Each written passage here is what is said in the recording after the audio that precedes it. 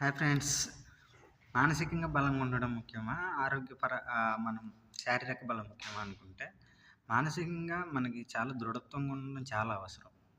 ఎందుకంటే జీవితంలో అనేక మనకి ఒక సంఘటనలు ఎదురవుతాయి.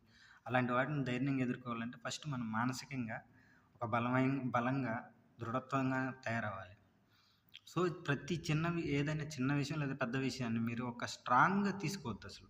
దేన్ని స్ట్రాంగ్‌గా తీసుకోవద్దు. ఎందుకంటే అది మీరు ఆలోచించే కొన్ని మిమ్మల్ని కింద స్థాయికి దిగజార్చిద్ది. పైగా మీ బలాన్ని మీరు కోల్పోతారు. ఇక ఒక డిప్రెషన్‌లో పడిపోతారు. సో, అలా కాకుండా ఒక తెగింపు ధోరణి. అంటే పలానా విషయం ఇప్పుడు ఏదైనా ఒక సమస్యొచ్చింది. ఓకే. ఈ సమస్యే మన జీవితం కాదు.